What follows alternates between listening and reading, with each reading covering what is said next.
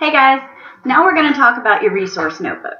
Okay, this is very, very important, and I think it's good that you have a video of me telling you about this because now you can watch it over and over. And so if you forget about it and I'm talking about it in class, you can't really watch it again, but now you can. So let's talk about the resource notebook. Okay, you have the information right up here under week 3, but you can also find it in the course assignment packet on pages 6 and 7. Okay, so to start off, all of the things that you need for your entire notebook are found under course information, and then click on observation materials. Now, keep in mind that you need to read this. You should have read this, week 2, I believe. You should have read all of this, and I have enabled statistics tracking on that, so I can see who views the materials, when, and how often, and how long. So please, please, please read all of that before you ask me questions or tell me you don't understand. Before you tell me you don't understand, make sure that you're reading it and then ask for help, because I'm here for you. I'll do anything I need to, but you have to meet me halfway and do your part, okay? So that's very important. All right, so you can follow along with me. You can pause this video and grab your assignment packet and follow along on page 6 and 7.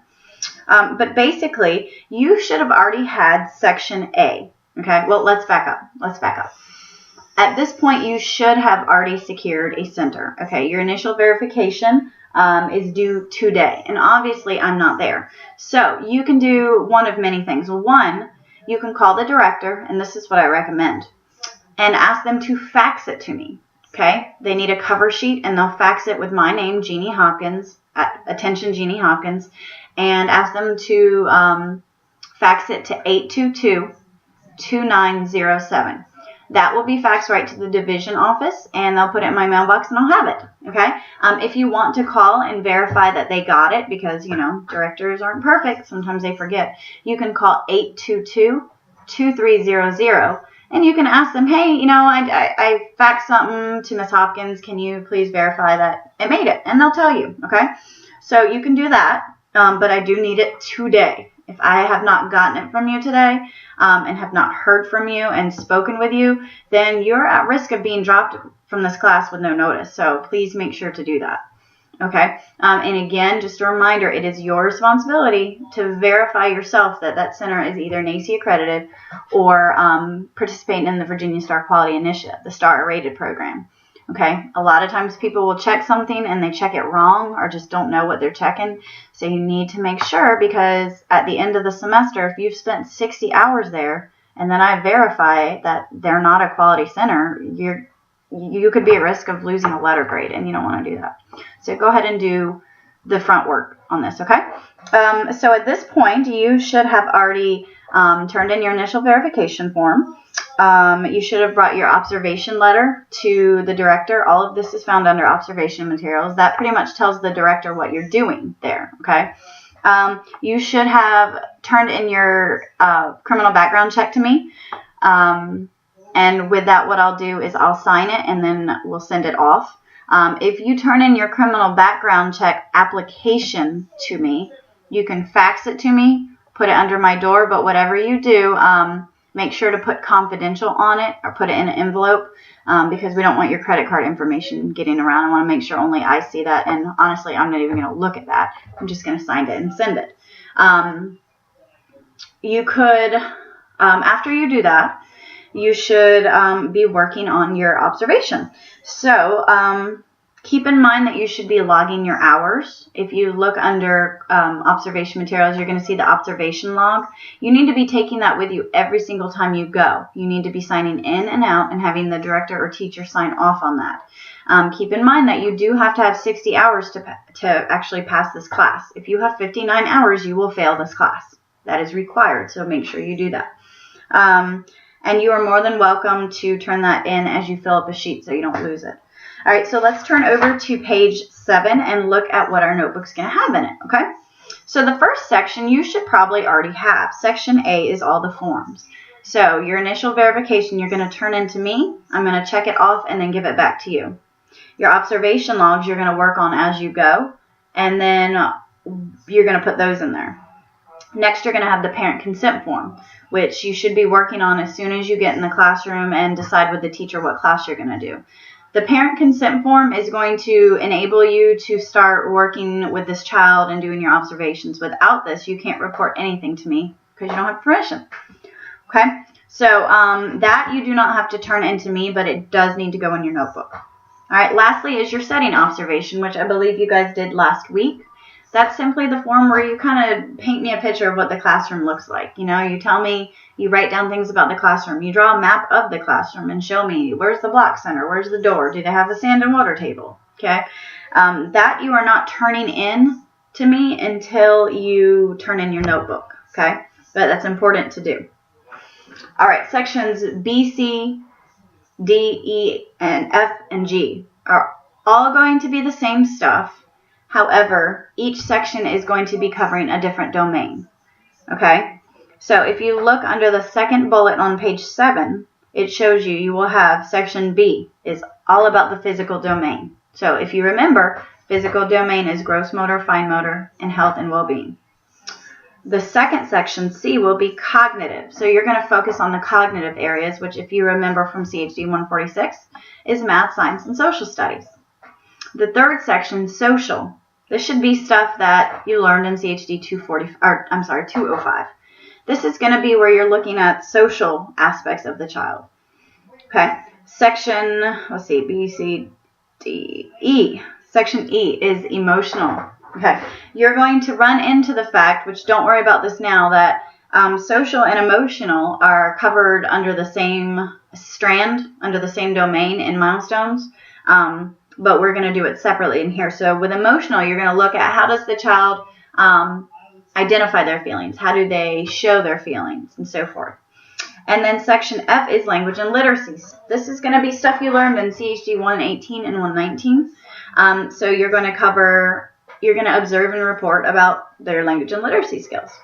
And lastly, section G is the creative arts, which if you remember from CHD 145, that includes music, art, movement, and dramatic play, which is called theater arts. All right. So those are your sections. So what I would do if I were you is I'd go ahead and set up your notebook now. Okay. Set up your notebook with dividers for sections A. You're going to say section A on the tab, forms. The next tab for your next divider will be section B, physical. Your next divider on the tab will say section C, cognitive, and so forth. And then what you need to do is plan about an hour or so and go in the lab and print all of your forms. Now the next few weeks, I'm going to be teaching you how to do each of these areas. So you'll notice for each section, B through G, you will have the following. 5 anecdotal observations.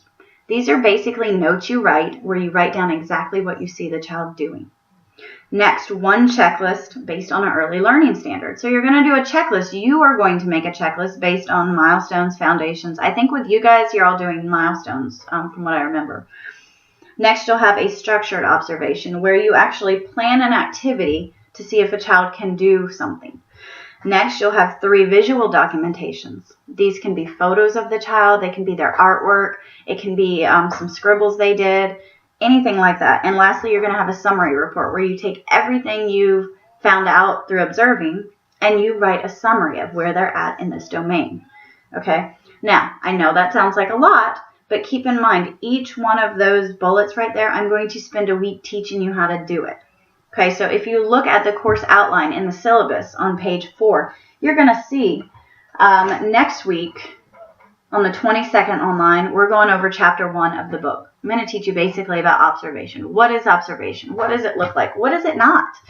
Then on week 5, which is September 29th, I'm going to teach you that first bullet. I'm going to teach you how to do an anecdotal record and how to code them. Okay, so I'm going to spend a whole week teaching you. And you'll get a video like this. So you'll actually learn what I would teach you in class. Okay, if you look at week 6, which is, I haven't written the date in there, but it is October 6th, I believe. I'm going to teach you about rating scales. I'm going to give you examples. I'm going to show you exactly how to do a rating scale. As a matter of fact, I already have a video for that, which is a rating scale checklist, same things like that. I'm going to teach you how to do that checklist, okay? And there might even already be examples on that week on here for those of you guys that like to start ahead and kind of jump on things.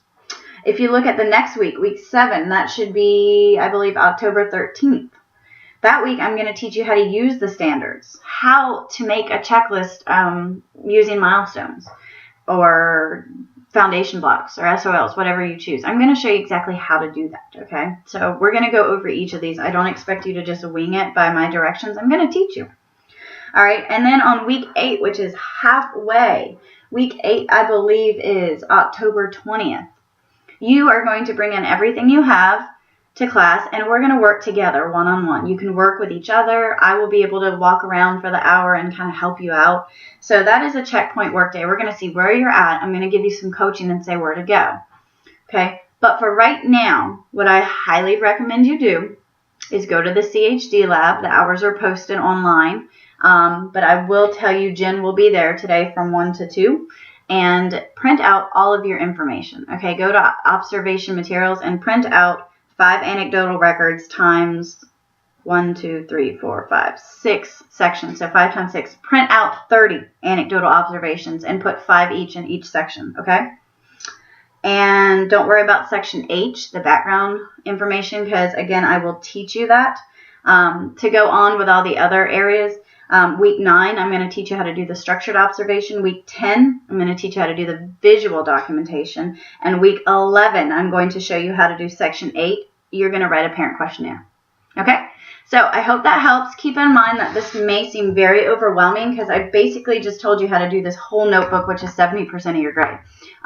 The reason I tell you everything up front is so that you can do it at your own pace.